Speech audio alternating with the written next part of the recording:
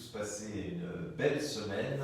Heureux de vous retrouver dans ces nouveaux locaux de la DMD, rue Lafayette, un retour aux sources. On parlera justement des nouveaux horaires de la DMD, du sondage qui a été fait auprès des médecins de Toulouse et de la vidéo des 40 ans. Je vous retrouve dans quelques secondes.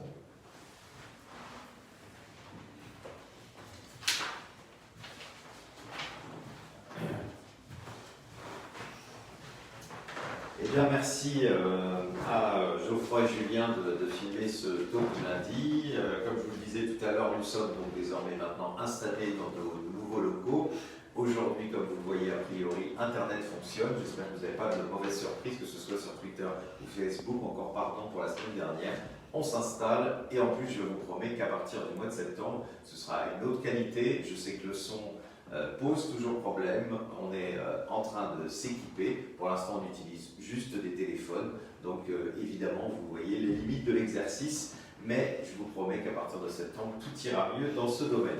Alors, dans ces nouveaux locaux, vous savez, il y a eu à la fois le Covid qui est passé par là, ce déménagement. Donc, nous revenons à des horaires plus habituels. Donc, à partir de la semaine prochaine, si vous appelez, si vous voulez passer, la DMD est donc ouverte de 9h à 18h30. Je vous rappelle qu'il y a le service aussi ADMD Écoute si vous avez un problème particulier, si vous voulez l'évoquer. Et puis vous avez aussi toujours sur le terrain, ne l'oublions pas, vos 120 délégués. Alors cette semaine, enfin plutôt la semaine dernière, encore une bonne surprise avec un sondage quand même qui est particulièrement intéressant, qui confirme d'autres, mais il y en a quand même eu peu concernant les médecins.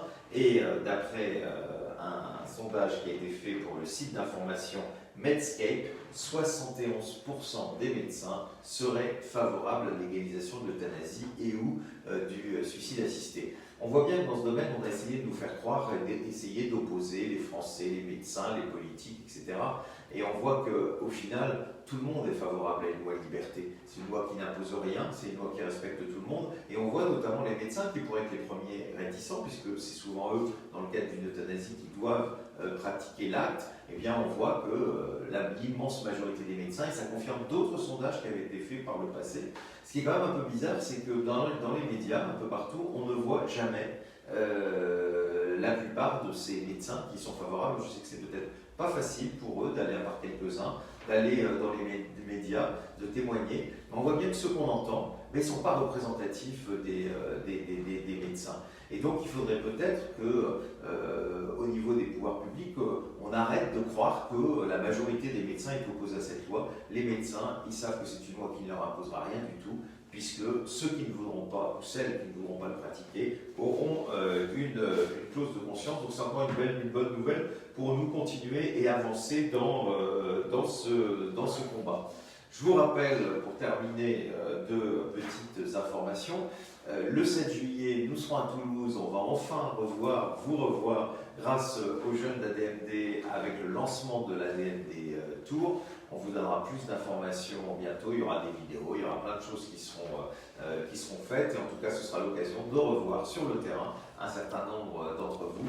Évidemment, à partir de septembre, des réunions vont reprendre un peu partout, avec bien sûr des précautions particulières liées notamment aux gestes barrières. Et enfin, je vous conseille d'aller sur les différents sites de la DMD, notamment sur les réseaux sociaux, pour voir la vidéo des 40 ans. Je vous rappelle que notre association fête ses 40 ans cette année, et je ne peux donc que vous pousser à aller voir cette vidéo. Voilà, je vous souhaite une merveilleuse semaine. Merci encore à Julien et Geoffroy, et on se retrouve la semaine prochaine pour le talk du lundi.